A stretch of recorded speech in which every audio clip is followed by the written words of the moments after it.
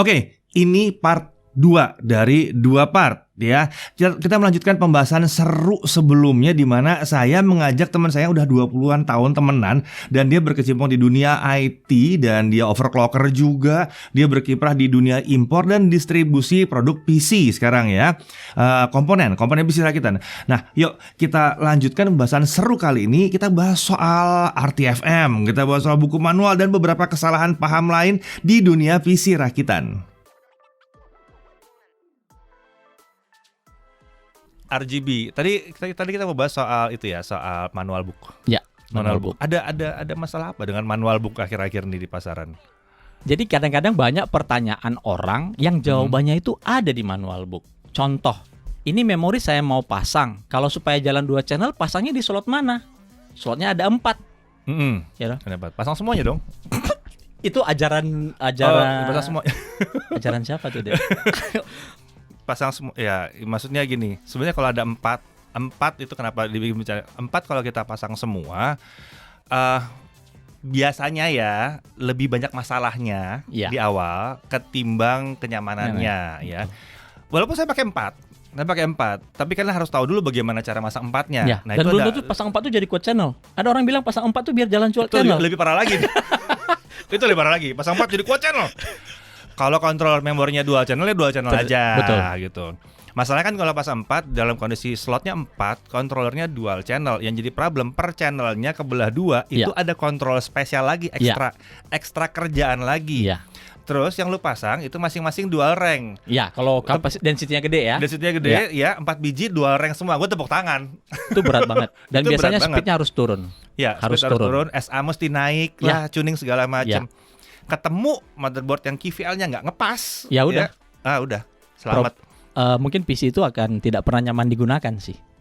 Udah syukur bisa hidup, udah syukur bisa booting kalau kayak gitu. Tapi balik lagi ya itu manual book ada kan sebetulnya. Ada. Dijelaskan di manual book ya kan. Lagi-lagi cek QVL, cek manual book dikasih tahu.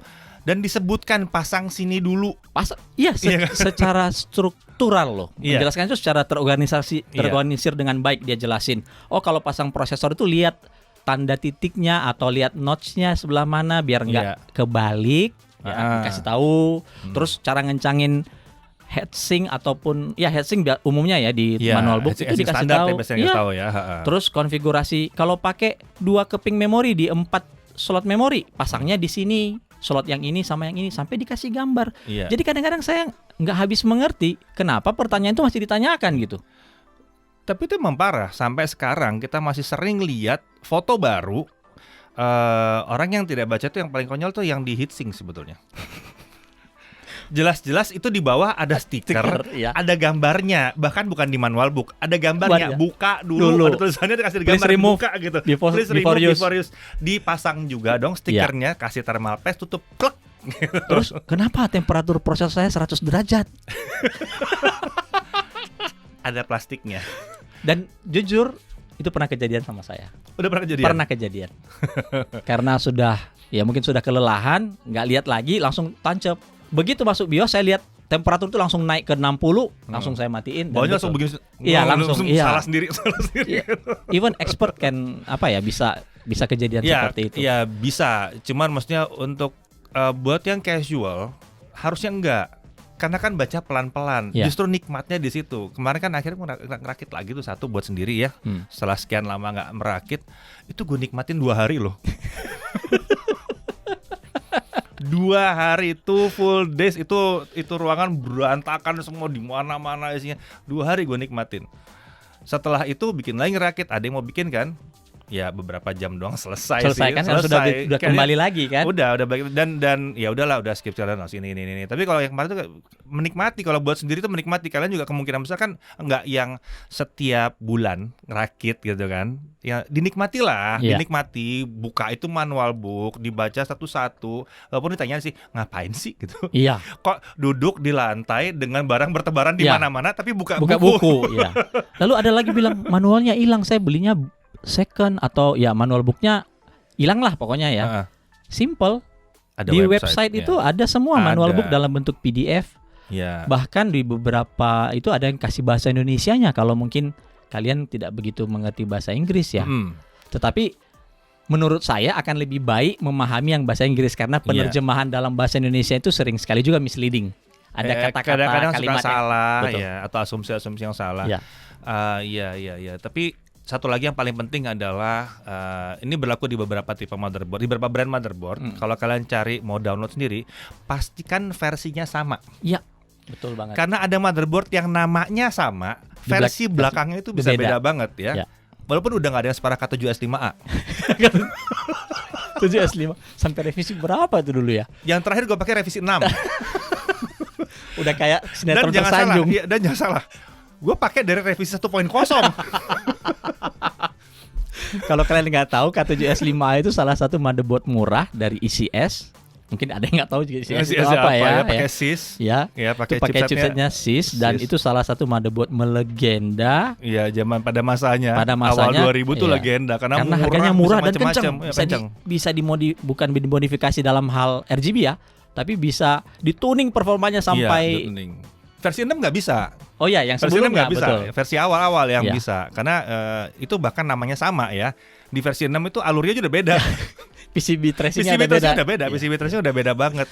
Tapi beberapa kali melihat masih ada motherboard yang ada berapa varian ya, 2-3 varian di versinya doang. Ya. Nah, itu mesti dilihat. Jadi soalnya itu bisa membuat kadang-kadang manual booknya beda. Betul ya. Itu suka layoutnya jauh beda. Iya, layoutnya bisa jauh beda. Iya. Entah apa yang diperbaiki, mungkin pada saat jalan ternyata ada komponen apa yang shortage, terus bikin baru lagi gitu ya, atau untuk menyesuaikan sama prosesor yang berikutnya. Betul. Bentuknya masih sama tapi ada yang diubah gitu. Jadi dia dicek yang benar. Jangan sampai salah narik manual book. Iya. Kalau K7S5A manual book 1.0 sama 6 jauh banget bedanya. Jauh banget bedanya. Bisa kebingungan melihatnya. Kok ini nggak ada? Kita sampai nanya, ini kenapa namanya nggak ganti aja sih? Karena dulu K7S5 itu sangat populer, jadi mereka nggak mau menghilangkan brand itu. Namanya, iya. Oh, ini mungkin kayak itu ya, Cooler Master 212. Oh, dari lebih dari 10 tahun lalu sudah ada. Sampai hari ini ada juga. Tapi kalau yang bilang dulu sama yang sekarang itu beda. Beda jauh. Namanya masih tetap 212. Ini salah satu yang masukin juga nih 212 soalnya. Sama itu. Jadi pastikan kalian cari manual book yang benar gitu. Oke, itu manual book ya. Kalau dulu mungkin karena kalau dulu di forum-forum itu ngomong RTFM itu sering. Read the read the memory ya. Manual. Read the manual gitu ya. Itu dulu jadi hinaan. Kalau sampai di forum kita dikatain begitu, mendingan diem dulu deh 2 minggu gitu, nggak usah ngobrol dulu deh, mute diri sendiri aja, malu soalnya kalau dulu gitu. Kena RTFM itu malunya minta ampun. Kalau sekarang kita nyebut RTFM, ini kan saya juga nggak tahu itu maksudnya apa. Ada yang pernah saya komentar RTFM itu ditanya, RTFM itu apa? Yang jawab orang lain. Itu tuning daerah mana, sebelah mana tuh, Pak? Bedanya RTFM sama XMP apa, Pak? Gitu. Nah, itu dulu memalukan sekali. RTFM sama let me Google it for you. Nah, itu memalukan sekali. Kalau sekarang pada ya udah gitu. Ya udah, terima kasih ya di googling ya gitu. Karena kan lebih nyolot lagi. Iya. Iya memang begitu. Sekarang emang lebih nyolot lagi. Dulu tuh sindiran halus gitu udah pedas banget. Betul. Jadi gara-gara itu juga banyak yang akhirnya ya udah baca dulu manual. Manualnya dibaca sampai semuanya. Ada yang miss, nggak nangkep, dilempar ke forum gitu. Sekarang kan gampang banget. Aduh, mentok, langsung aja ketik langsung. Ini kenapa ya ini tidak hidup ya? Udah saya pasang begini. Ini videonya. Luar biasa. Nah, itu JKPK lebih lucu lagi. Main sebut aja Gan, ini atau Bang, ini kenapa ya? Saya coba pasang kok nggak nyala-nyala. Nggak nyebut speknya apa. Kita dukun. Apa ini barangnya nggak tahu. Dan yang paling epic lagi ada. Kan di motherboard itu ada output HDMI ya. Iya. Oke. Terus dia pasang VGA. Dicolok. Output HDMI-nya masih di onboardnya dari motherboardnya. Ya sampai kiamat juga nggak akan nyala-nyala, itu nggak akan tampil ke monitornya. Ada yang menarik sih kalau dia nyala. Oh itu. Terus komplain nanti, kenapa nggak kenceng ya? Itu lebih epic lagi. Iya. Oh kok FPS-nya cuma 10, VGA-nya udah pakai yang VGA udah RTX. Nih, kenapa? FPS kok rendah banget ya? Mau yang main jalan onboard ya? Main Genshin Impact aja setengah mati. Apa yang salah gitu? Karena pada umumnya di motherboard itu ketika kita pasang kartu grafis, dia akan otomatis mendisable. Nge-switch, ya, Dia nge-switch nge-switch. biasanya. Dia akan pindah outputnya ke Ngidupin kalau dibutuhkan itu malah ada triknya. ada triknya, Iya. betul. Lalu ada lagi nih, kan ada 2 macam prosesor yang ada onboard graphic card, Iya, yang sama tidak. yang nggak ada onboard graphic. Kalau di Intel itu ada F-nya, berarti Iya. tidak ada VGA ya. Dan Iya. itu ada di DUS-nya. Tulisannya ada di DUS-nya. Jadi kan masih bertanya lagi, Gan, ini udah saya pasang prosesor, kok nggak tampil di layar? Ya iya, pakainya F. dicolok HDMI-nya tapi Ya, nggak nyala. nggak nyala. Iya. Udah dicolok nggak nyala. Ya karena pakainya F. Kalau yang ada IGP-nya, ya cari yang tidak ada F-nya di belakang. Iya. Misalnya Core i3 10100. 100 ya polos, yang Polos itu ada onboard grafikannya. Atau kalau di AMD itu belakangnya ada G. Ya ada G, Ya, ada grafiknya. ada grafiknya. Gitu. Jadi Yang banyak ada. sekali yang tidak benar-benar melihat produk yang dia beli. Di DUS-nya di bagian luar, nggak usah buka DUS-nya, di bagian luarnya mungkin nanti bisa ditaruh Iya, gambarnya benar, kali iya, ya.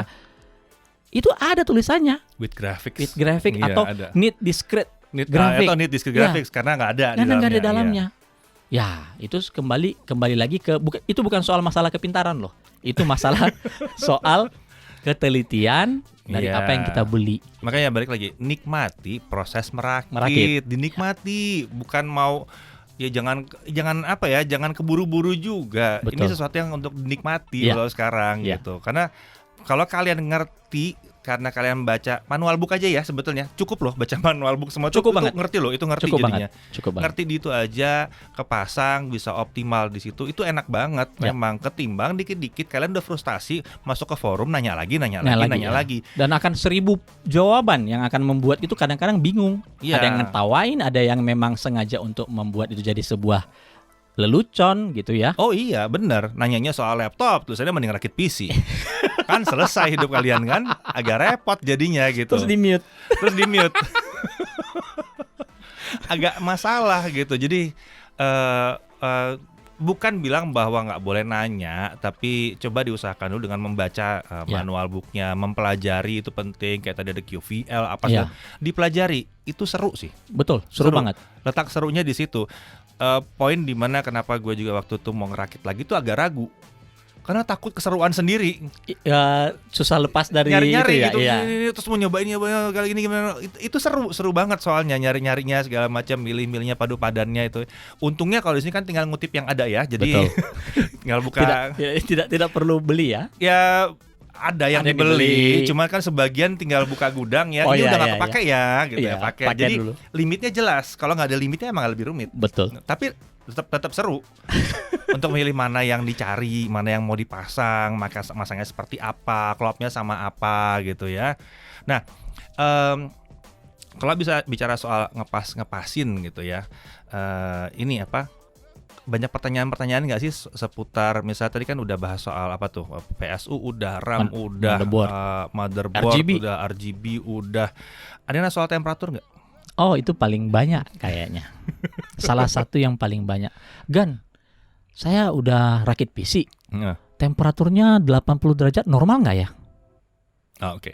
Oke. 80 Kalau ya. sudah tanya temperatur, itu banyak faktor X-nya. Sangat Contoh banyak, nih, sangat kalau ditaruh banyak. di dapur di atas kompor, ya 100 derajat juga itu normal.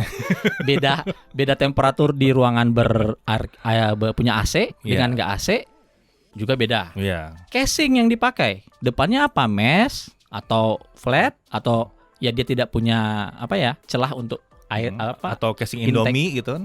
Kan Kardus. ada ya kardus Iya, Indomie, iya, casing iya, casing betul. kardus Indomie ada. Jadi ya. banyak sekali, jadi susah sekali kita mengatakan itu normal atau enggak. Ya kalau 85 derajat dia taruh di dapur dekat kompor, ya normal buat saya. Normal, betul. Ya kompornya hidup, itu akan induksi panasnya itu serba kejadian. salah ya sebetulnya menjawabnya. Kalau tanya ini normal atau enggak? Karena bingung ya kan, detailnya nggak ada. Nanti jawabannya lihat TJ Maxx aja kan. Iya. Udah, Mungkin ada yang nggak ngerti juga TJ Maxx itu apa. buka di websitenya prosesor ya, cek TJ Maxx itu maksimumnya sebelum dia akan menurunkan semuanya performa segala macam gitu. Frekuensinya diturunin. Ya, frekuensi turunin segala macam. Kalau perlu shutdown, ya, Ya. itu TJ Maxx itu limit maksimum. Masih belum limit di mana dia akan mati loh. Ya. Itu baru limit di mana dia akan nge-trigger semuanya entah diturunkan atau di Ya, shutdown shutdown. sekalian.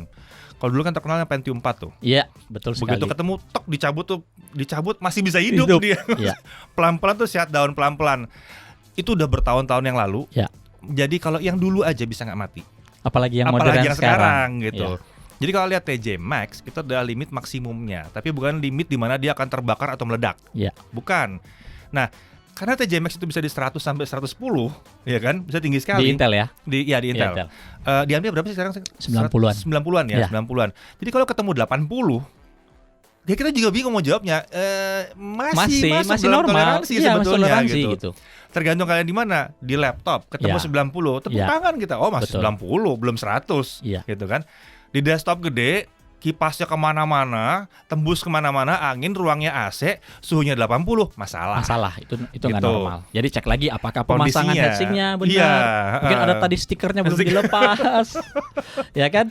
Dan satu hal lagi yang paling penting di temperatur yang kalau kita related dengan temperatur sebenarnya adalah bagaimana kita bisa memastikan bahwa pemasangan pendingin kita itu benar-benar sudah menyentuh ke prosesor Dan itu yang rata. Kemudian ada thermal paste. Ini juga sering sekali kita buat video. Itu kebanyakan Gan, itu kesekitan Gan. Saya bingung ya. Selama itu normal dan berjalan, it's not about berapa banyak kamu harus pasang itu. Iya. Karena fungsi dari thermal paste sebenarnya menutup pori-pori. Iya. Dan kalian bisa lihat pori-porinya? Pasti enggak. Nggak bisa lihat. Pasti nggak bisa lihat. Pori-pori di atas head spreader itu loh. Kan semua prosesor sekarang punya head spreader. Ya, dulu kan nggak ada ya. Iya. Ya, sekarang ada spreader. Jadi dia nutupin pori-pori aja dua. Tapi sering sekali komentarnya nggak penting. Itu kebanyakan kan. Loh, selama itu bisa dingin kenapa enggak? Ya, kalau masih dingin kenapa enggak? Iya. Apalagi kalau thermal paste-nya bagus. Betul. Itu biasanya nggak ada masalah. Dia akan melebar sendiri ke samping. Iya. Thermal paste-nya bagus, pressure-nya bagus. Begitu ditekan truk dia akan melebar sendiri. Dan ya selama nggak pakai yang konduktif sih aman-aman aja. Dan banyak lagi ada yang membahas soal metodologi memasang yang benar. Buat versinya itu paling benar sendiri begini caranya. Dingin kan pasti. Belum tentu. Permukaan heatsink itu macam-macam. Ada yang copper, ada yang copper di chrome, ada yang aluminium. Terus ketemu direct contact. Nah, beda lagi. Direct contact beda lagi gitu. Jadi nggak bisa disamaratakan. Oh, teknik saya begini paling dingin sendiri. Sampai ada yang membuat videonya loh itu. ada banyak. Kalau nggak ada disclaimer jadi lucu sih sebetulnya gitu. Jadi lucu. Jadi kayak bisa direct contact gitu ya. Kalau kalian pakai yang modelnya satu titik di tengah, ya, direct contact bisa agak masalah. Betul. Kalian harus ratakan dulu di heatsinknya karena itu memang nggak rata. Itu kalau itu kelihatan. Betul. Paretnya kelihatan di situ. Itu harus diratain dulu supaya gitu. dia sama. Nanti ketika sentuh dengan head spreader dia jadi rata. Iya, jadi pas banget. Kalau kalian cuma satu titik doang, itu biasanya kalau yang atas itu licin banget, itu bisa taruh cepret rata dia langsung kemana-mana. Itu dengan asumsi pressure-nya benar. Iya. Ya, dan sekarang thermal paste itu luar biasa mahal loh, Det. Oh iya. Ada yang cuma 2 kali pakai ya 200.000. Kita dulu kayaknya pakai yang kuning. Enggak, lu pakai Arctic Silver juga. Ya, yang paling murah dulu kan. Ya, yang salep kuning yang itu. Salep kuning, salep kuning. Sampai hari ini masih ada yang jual itu. Masih ada yang jual. Masalahnya itu kan nggak ada kepastiannya bagus atau enggak. Nggak ada itu. Kadang-kadang benar-benar salep gitu. Tapi yang sekarang luar biasa sih thermal paste yang sekarang ini. Oh iya benar-benar luar biasa. Iya, sampai ya emang benar sih. Sampai sampai yang liquid metal lah segala macam. Ya itu luar biasa. Ya karena ya suhu. Temperatur dan dulu tuh nggak ada yang namanya bus-busan nih. Nggak ada. Ya nggak ada. Kalau sekarang ada opportunistic itu kan mau colongan lagi gila udah kencang mau dicolong lagi gitu. Ya, mau naik 50 MHz lagi gini caranya. Ya gitu. Dulu nggak ada flat. Ya 2 giga. Sekarang nggak ada istilah turbo yang akan kalau dia naikin frekuensi prosesornya ya tegangannya juga ikut naik. Iya. Ya sekarang semakin dingin performanya naik malah. Betul. Ada kayak begitu gitu. Jadi baiknya emang ini mesti dipelajari semua gitu. Tapi ini juga salah satu hal, detail-detail kayak gini satu hal yang bikin saya tuh pernah bikin sebuah podcast yang ngajak brand tolong dong bikinin PC aja buat kita gitu. Satunya tuh nyindir dia nih sebetulnya nih. Kerumitannya itu lumayan soalnya, lumayan. Emang kita ngerti dari yang kita bahas ini cuma segelintir doang ya. Kecil doang. Itu udah lumayan kerumitannya. Seandainya ini dibikinin aja, ya kan? Udah jadi gitu? Udah jadi. Jadi board QVL udah jelas. Iya. Ya kan? QVL udah pasti jelas. Kompatibel. XMP-nya udah pasti kompatibel, PSU-nya udah sesuai, tinggal nyocokin harga doang sama estetika tadi ya. Jadi PC branded dong jadinya. Iya memang jadinya begitu. Kan sebetulnya mereka jangannya begitu. Buktinya mereka nggak mau baca manual. maunya beli colok hidup. Jalan. Ya kan? Ya nggak bisa. Gimana kalau beli langsung hidup aja? Terus ada opsional RGB-nya mau kayak apa? Nah, itu kan lebih Boleh. asik lagi malah. Boleh. Boleh. Itu soalnya lihat deh, masalah yang timbul semua karena memang banyak yang nggak punya kemampuan untuk merakit. Banyak yang nggak punya kemampuan merakit dan lebih parah lagi banyak asumsi-asumsi yang sesat. Banyak banget. Apalagi 1 tahun terakhir ini. Wah, luar Ya biasa. itu makanya semakin lama kan kayaknya udah banyak yang cocok logi gitu ya. Iya. Agak masalah. Sementara kita yang udah dari dulu ngikutin pelan-pelan gitu Iya. kan, ngeliat lah ini kan emang harusnya begini gitu kan, bukan begitu, harusnya begini. Itu gemas sendiri. Makanya bilang kan tadi, setelah dipikir dalam 5 tahun terakhir, yang bener adalah udah dia bikin PC aja udah. Jadi kita kembali ke Jadi- dulu lagi dong. Iya bener, zamannya Mugen dulu Iya, ya kan, jadi betul. PC jadi gitu kan. Zyrex. Mugen. Kemana tuh? Halo, Bapak. Halo. Masih ada loh mereka. Worms, Extron. Iya, udah aja. Sebetulnya harusnya zamannya itu lagi. Bedanya dengan branded ini lebih terjangkau, bisa customizable ya. Iya, dan kalau branded kan masalah ya. Misalnya sekarang nih pegang RTX 2070, ada sisa stok branded. Nangis nih sekarang di pojokan, nggak bisa ganti VGA. Betul. Iya kan? Sebenarnya kalau rakit di lokal atau custom build di lokal, sekarang zamannya apa? 3070. Ya udah gak ada 3070. Betul. Nggak perlu Ya. lagi mikirin power supply kurang, bentuk casingnya dimensi yang nggak bisa masuk. Nggak usah kartografisnya. pusing-pusing gitu. Ya paling-paling cuma butuh casing yang unik aja. Ya beda sendiri lah gitu, yang nunjukin bahwa oh ini si brandnya si ini gitu. Saya ngeliat sih udah mulai banyak yang bikin, cuma Banyak. konsistensinya yang masih kurang terasa. Vendor motherboard semua udah buat casing. Nah, udah mulai buat casing ya. Nah, itu tinggal Buat dijadiin aja. Iya. Iya Buat kan? cooling sendiri. Nah, buat cooling sendiri. Ada kemarin kok yang saya bikin videonya kejepit di antara Di antara dua casing ya, Iya. gue nonton. MSI itu udah hampir semuanya. Sampai ada yang bilang pasti kalau prosesor belum. Emang belum kalau prosesor belum. Prosesor cuma ada 2 saat ini Cuma ya. ada 2 kalau Iya. buat PC ya, Buat PC, 86. Tapi itu emang udah kelihatan arahnya emang ke situ. Gitu. Jadi kenapa enggak sih di lokal dibikin aja? Coba deh kalian komentar di bawah, bener nggak? Butuh nggak sih kayak begitu? Udah terima jadi aja, udah jadi, udah kenceng, mungkin semi custom build gitu ya. Jadi ada opsi-opsinya. ya. Iya. RAM berapa, VGA yang mana gitu kan, prosesor yang mana. Tapi ya udah motherboardnya emang kalian peduli gitu? Mau dicuning kayak gimana? XMP jalan atau enggak? Kan yang penting kenceng. Udah gitu kan.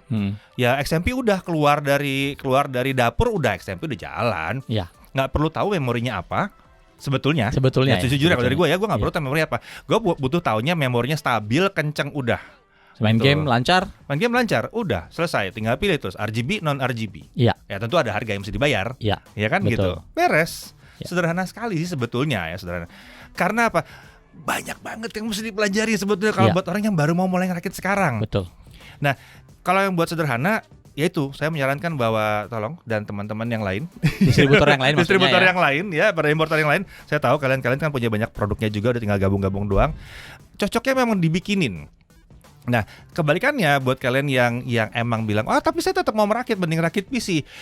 Baca manualnya, pelajari semuanya, lihat tabel-tabelnya, semua dipelajari dan nikmati prosesnya, bukan proses komplainnya. Proses merakitnya itu dinikmati karena itu emang nikmat, dapat sendiri, survei sendiri. Iya, mungkin kalian akan habis waktu 1 bulan mungkin untuk belajar doang. Iya, mungkin kalian kecemplung tiba-tiba. Ya kalau kemarin ada yang beli 2080 Ti sebelum launching RTX 30 ya mungkin agak-agak nangis ya. Tapi ya resikonya emang seperti itu. Kondisinya begitu. Jadi ya itu sebabnya nonton di Jagat, kita kasih tahu kan apa yang keluar. Lihat gosip-gosip kan ada ya di mana-mana, di web kita juga kita kasih tahu. Gitu. Jadi tulis di bawah, perlu nggak sih sebetulnya distributor di buat IT PC ini jadi. bikin PC jadi aja semi gitu. jadi mungkin ya. Ya semi jadi, semi Pre-build, custom, pre-build. pre-build. Perlu nggak sih gitu? Dan apakah kalian prefer untuk rakit sendiri gitu? Ya coba tulis aja di bawah ya, siapa aja yang membutuhkan yang semi jadi. Kalau buat gue sih semi jadi asik sih. Ya, langsung itu jadi, satu opportunity. beres ya, langsung jadi. Walaupun kalau gue pribadi nggak Ya, saya juga lebih Old menikmati. school, soalnya kita saya menikmati prosesnya, harus diapain, Ya. masang begini, nongkrong malam-malam, nggak hidup-hidup karena pakai 4 keping, 2 channel 4 keping, nggak tahu ini, sampai nanya produsennya, ini settingan SA voltage-nya di mana? Sistem agent ya. Sistem agent voltage di mana? Ternyata emang nggak ada. Jadi jalan 4 keping setengah mati. Akhirnya harus diakalin kan, pakai XMP dulu baru hidupin gini. Nah itu kalau nggak XMP-nya nggak jalan kan setengah mati gitu. Dan seringkali juga konsumen tuh nggak remeh para perakit atau builder PC ya. Wah, kan cuma colok-colok doang. Pada saat kalian beruntung, colok langsung hidup. Jadi ya. Iya, pada saat kalian beruntung. Tapi most likely kalau pengetahuan kalian tentang apa yang bisa dipadu-padankan itu nggak pas, ya kalian nggak akan beruntung sih. Dan semakin high end PC yang kalian mau rakit, tingkat kesulitannya juga semakin tinggi. Iya. Jangan dipikir beli casing yang harganya 3 juta akan semakin gampang merakitnya. Enggak, lebih sulit. Lebih gampang ngerakit dengan casing 200.000. Ya, enggak. Ya paling baret-baret dikit lah. Karena tidak punya kabel manajemen ya. Jadi kabelnya begitu doang aja langsung colok. Tapi kalau kita pakai casing yang benar, ya itu kita harus lewatin. Ya itu makan waktu. Ada makan waktu. Ya. Tapi di situ letak nikmatnya. Betul. Justru. Bener banget. Pada saat mesen udah nanya power supply-nya panjang kabelnya berapa? Kenapa? Iya. Karena saya udah ukur dari sini ke sini butuh sekian. Saya maunya di sini kartnya gitu. Itu ada kayak gitu-gitunya tuh. Iya. Ada seninya tuh di situ justru. Kayak gue antar kabel manajemen dipasang semua, terus tiba-tiba udah setelah berapa hari jalan, tiap kali pintunya ditutup ya, sampingnya kan ya sampingnya tutup, jegrek, PC-nya restart. Ternyata saya agak jorok masang kabel manajemennya di belakang, jadi ada yang ketariknya udah ngepas banget. Oh, jadi kalau ditutup dia ikut ketarik. Bongkar dulu satu-satu, colok lagi, pastikan semuanya kendor gitu ya, kabelnya nggak ketarik, pasang lagi baru bisa. Biasanya itu motherboard rusak. Untungnya enggak, biasanya maksudnya orang kalau mengalami seperti itu kesimpulannya motherboard saya rusak. Iya, ya benar. Motherboard saya rusak. Tapi enggak, soalnya gue tahu kita bisa kayak gitu, terus gue torture test, nggak ada masalah. Kenapa ini di torture nggak ada masalah, tapi kalau tutup side panel dia restart. Apa yang salah? Sampai kayak orang gila nutup side panel, restart lagi. Untung pakai SSD, coba kalau pakai hard disk bubar. Gitu. Jadi ada serunya sendiri sih memang gitu ya. Oke, kayaknya udah cukup lama ya ngobrol-ngobrolnya. Ya. Nanti mungkin kita coba ngobrol lagi yang lain. Ada bisa. Lagi. Ini masih banyak lagi sih yang bisa kita bahas. Sebenarnya banyak yang kita mau diskusikan sih. Terutama menyangkut teknologi baru. Yes, ada banyak. Ada yang membuat microarsitektur sendiri pengertiannya. Yang bahkan vendornya sendiri belum kasih white papernya. Belum ada white papernya. Tapi udah ada yang begini. Wah, itu saya salut sih. Luar biasa ya. Luar biasa. Cocok logi itu memang luar biasa. Tapi itu sudah terjadi dari zaman dahulu kala. Iya, selalu ada yang mencoba untuk mencocokkan apa yang nalarnya rasanya pas, terus tiba-tiba ini cocok nih kayak begini, terus disebarluaskan. Ya. By the way, VLBoss itu tahun berapa ya? VLBoss. VESA Local Bus. Iya. Dan hari ini mohon maaf, gue dari ISA langsung lompat ke PCI. Oh, enggak sadar. Enggak. Dan cukup beruntung karena agak rugi kalau VESA Local Bus dipakai ya. Karena itu memperpanjang umur doang. Memperpanjang umur ISA doang. Iya, betul. Mohon maaf ya kalau ada yang roaming atau nggak tahu ISA sama itu ya. Tapi ya itu lompat dari ISA dulu gue langsung ke PCI gitu. Karena pada saat VLBus keluar, VESA Local Bus keluar, PCI itu sudah ada juga. Iya. Udah dibahas. Tapi biar vendor ISA-nya itu masih bisa bernapas. Masih bisa napas lah di situ adalah VESA Local Bus waktu itu. Ini kenapa kita jadi bahas yang dulu banget sih? Karena ada yang men-trigger untuk membahas itu gitu. Dan menghubungkan dengan teknologi masa kini. Itu optimalnya cuma di 486 ya kan? 486. Walaupun Pentium ada yang pakai tapi agak salah. Kalau Pentium tuh harusnya PCI gitu. Betul. Ini 486 loh. Ini tahun 90-an. Tahun 90-an awal ya. Lama banget. Gue gak hafal pastinya ya. VESA Local Bus itu udah tua banget sih. Ya gue masih pakai baju abu, masih pakai celana abu-abu deh. Iya betul. Udah lama banget loh. Udah lama banget. Nggak, kayaknya udah jauh banget ya kalau sama sekarang. Jadi nggak ada. Net burst aja tua. Masih ngomong netburst. Netburst aja udah tua. jauh. Jadi itu sekilas tadi kita cuma sedikit intermezzo dengan ya mungkin teknologi ke depan, ya, lama. kalau kalian suka dengan kita bahas ini, mungkin next time kita bahas lebih pendek. Ini panjang, nggak apa-apa, kita singkat dia panjang ya. Mau keluar di akhir tahun, siapa tahu kalian juga bete di rumah atau mau ngapain gitu. Jadi kita ngobrol-ngobrol aja yang panjang. Ya. Cuma nextnya mungkin kita akan bahas lagi yang lama-lama lagi. Yang mungkin lama. serunya kalau gue masang satu mic lagi nih, taruh Alfa di sini. Boleh. Alfa Iya. kan juga sudah cukup tua. Jiwanya tua dari awal. Sorry Pak, kan gue. Oke, kalau gitu. Oke. Terima kasih yang udah Makasih. join ya. Thank you banget ya Ben ya. Udah Sama-sama, join ya. Den. Jangan bosan-bosan kalau diundang lagi ya. Ya, pasti. Oke. Sampai terima kasih dulu ya buat semuanya, dan jangan bosan-bosan kalau kita hadir lagi di sini. Ya, oke. Sampai jumpa lagi. See you. See you. Ya, begitulah perbincangan kami yang cukup seru dan belak-belakan. Apa yang seperti ini baiknya dilanjutkan atau kita bentuk format yang lain? Kalau kita sih nyamannya begini, semakin nyaman semakin bocor biasanya, jadi sampai harus bikin 2 part. Seru sih sebetulnya ya. Nah, karena rencananya kita mau coba untuk bahas seperti ini lebih berkala lagi gitu ya. Tentunya narasumber yang dari luar Jagat Review kita pakai yang benar-benar berpengalaman di dunia IT atau di dunia PC ya, yang kompeten tentunya ya. Nah, kalau misalnya ada input, tolong tulis di bawah ya, enaknya seperti apa sih? Oh, mungkin nyamannya mungkin di tempat mereka dong, mungkin kayak gitu ya. Atau bertiga dong gitu. Bisa jadi kita coba kita lihat kondisinya. Tapi harus paham ya bahwa ada aja limitasi di tahun 2020 2021 ini ya gitu ya. Nah, oke, sampai sini dulu pembahasannya. Terima kasih banget yang udah menyimak. Sampai jumpa lagi di video kami berikutnya. Saya Didi Irfan, Jagat Review TV.